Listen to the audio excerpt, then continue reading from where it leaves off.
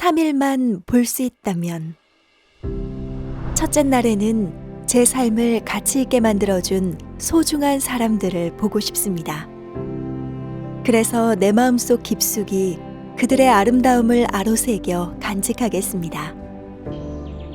오후가 되면 숲속을 산책하며 누구에게나 펼쳐진 바람에 나풀거리는 아름다운 나뭇잎과 들꽃들, 그리고 석양에 빛나는 노을을 만끽하겠습니다. 둘째 날에는 밤이 아침으로 바뀌는 기적을 가슴 졸이며 지켜보겠습니다. 1933년에 발표된 헬렌 켈러의 이수필은 우리가 평소에 너무나 당연히 여기는 시력의 중요성을 일깨워줍니다. 만약 반대로 3일 후 볼 수 없다면 얼마나 끔찍한 일일까요? 2016년에 미국에서 시행된 만약 당신에게 발생하면 가장 나쁠 것 같은 질환은 이라는 설문조사에서 실명은 암에 버금가는 정도로 두려운 질환으로 인식되고 있습니다. 이토록 소중한 시력을 지키기 위해 안과에서는 어떠한 일들을 할까요? 밤하늘의 별을 닮은 눈 이야기, 지금부터 알아보도록 하겠습니다. 눈은 크기는 매우 작지만 매우 복잡하고 분화된 기관이고 치료를 위해서는 고난도의 기술을 요구하고 있어서 전환부, 녹내장, 망막, 소아안과, 성형안과 등 5개 분과로 나뉘어 매우 전문화된 진료가 이루어지고 있습니다.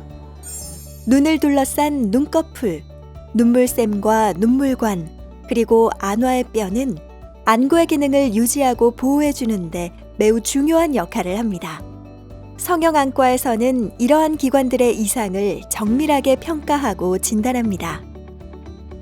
성형안과 수술에는 섬세한 미적 감각이 요구되는 예술적인 영역의 수술부터 눈꺼풀 및 안와의 악성 종양의 근치적 절제 수술까지 눈 주변의 전 영역을 담당합니다. 눈꺼풀 사이를 들어온 빛은 안구의 가장 바깥에 각막을 통과해야 합니다. 안과에는 각막, 결막 등의 맨 앞부위에 대한 진료를 담당하는 전환부 파트가 존재합니다. 전환부 파트에서는 가깝게는 콘택트 렌즈 처방에서부터 라식, 백내장 수술, 더 나아가서는 각막 이식에 이르기까지 매우 다양한 분야의 진료를 합니다. 녹내장은 눈에서 받아들인 신호를 뇌로 전달하는 길에 있는 시신경이 점진적으로 소실되어 영구적인 시야 장애를 일으키는 질환으로 전 세계 실명의 3대 원인 중 하나입니다. 비록 이미 일어난 손상은 되돌릴 수 없지만 더 이상의 손상을 방지하기 위한 다양한 치료가 시행되고 있습니다. 경우에 따라선 수술을 받아야 할 수도 있습니다.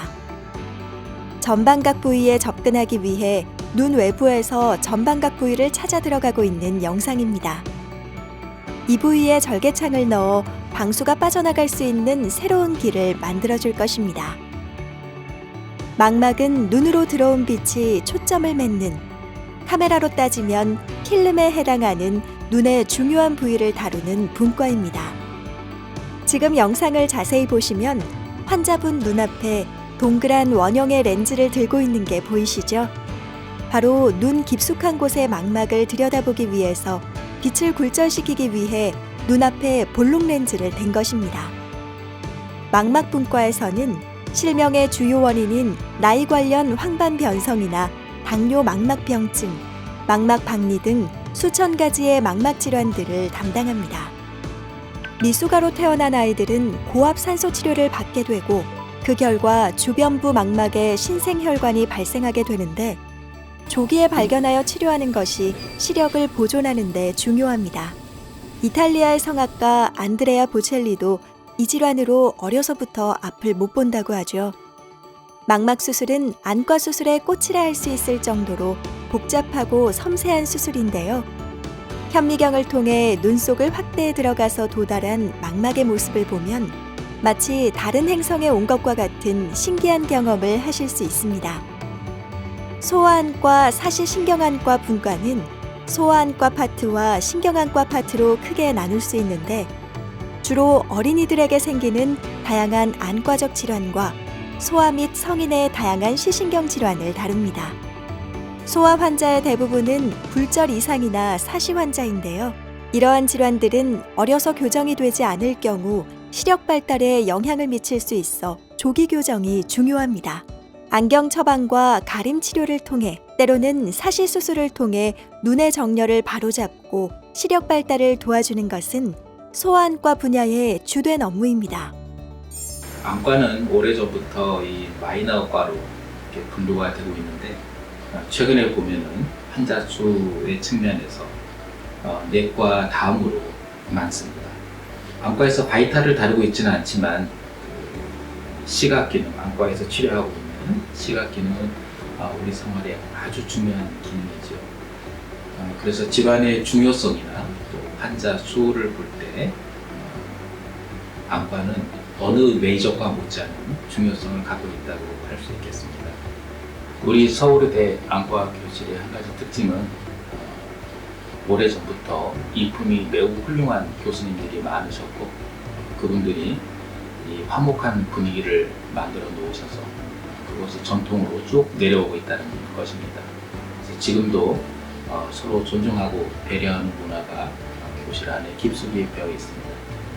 그래서 여러분들이 안과를 선택하신다면 수련 받는 동안에 아주 좋은 분위기에서 수련을 받으실 수 있을 거라고 생각합니다.